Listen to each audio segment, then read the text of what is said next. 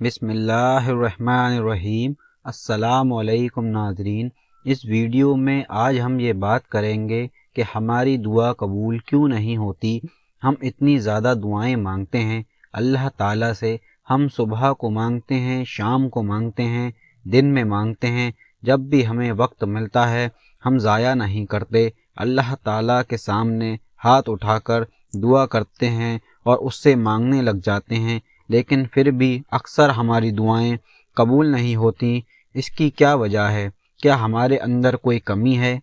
हमारे मांगने के अंदर कोई कमी है? क्योंकि उस रब के यहाँ तो कोई कमी नहीं है। लाजमी बात है हमारे अंदर ही कोई कमी होगी। तो नाज़रीन, मैं आपको बताता हूँ हमारी दुआओं में क्या कमी होती है और हमें इस कमी को कैसे दूर करना चाहिए और हमें कैसे दुआ मांगनी चाहिए कि हमारी दुआ कबूल हो और हम अल्लाह ताला के करीब हो जाएं।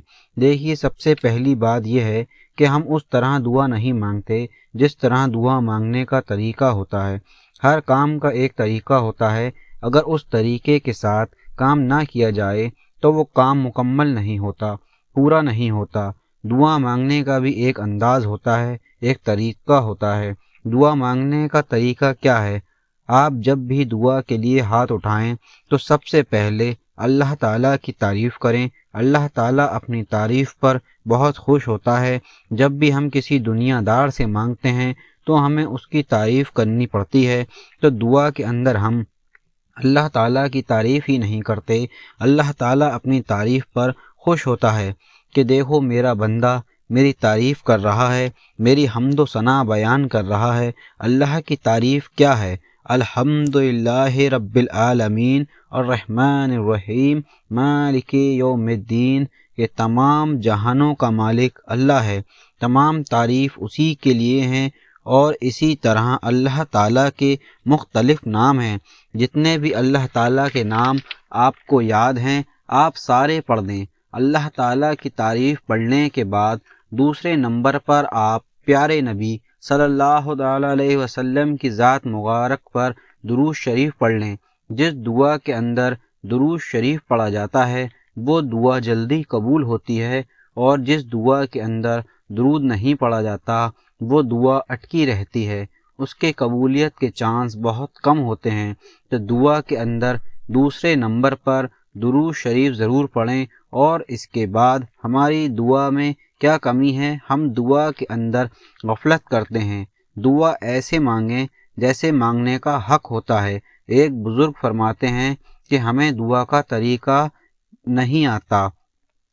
हमें तरीका एक बच्चे से सीखना चाहिए। बच्चा अपने माँ बाप से कैसे मांगता है, उनसे लिपट जाता है, रोता है। अपने माँ बाप से ये नहीं कहता अगर आपका दिल करता है तो मुझे दे दो, बल्कि अपनी पूरी कोशिश करता है कि उनसे कोई चीज़ ले ले। उनके सामने फरियाद करता है, उनके साथ लिपटता है, रोता है, अपनी फरियाद सुनाता है। लेकिन हम दुआ कैसे मांगते हैं कि हमें पता भी नहीं होता हम क्या मांग रहे हैं। ज़ुबान पर जो अल्फाज आते हैं हम कह देते हैं, दुआ के अंदर तवज्जो ही नहीं होती।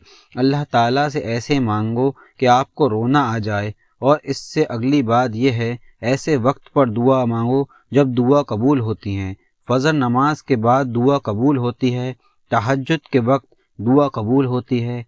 5 वक्त की नमाज में जो फ़र्ज़ होते हैं उसके बाद हम मुख्तसर सी दुआ मांगते हैं। हमारी तवज्जो ही नहीं होती, उस वक्त में हमें खुसूसी दुआ मांगना चाहिए। और इसी तरह तहज्जुद के वक्त भी दुआ मांगें। यकीन करें उसके यहाँ कोई कमी नहीं है। अगर वो पूरी दुनिया के लोगों को उनकी चाहतों से बढ़कर भी अता कर दे तो उसके ख़जानों में उतनी भी कमी नहीं आती जितनी समंदर के अंदर एक कतरा पानी निकालने से कमी आती है। उसके ख़जाने लाजवाब हैं, लाजवाल हैं। वो तो अता करने वाला है, बस हमारे अंदर कमी है कि हम उस तरह मांगते ही नहीं जिस तरह मांगने का हक होता है। हम उम्मीद करते हैं आपको ये बातें समझ आ गई होंगी। इन पर ख़ुद भी अमल करें और दूसरों को भी बताएं। इस वीडियो को ज़्यादा से ज़्यादा शेयर करें।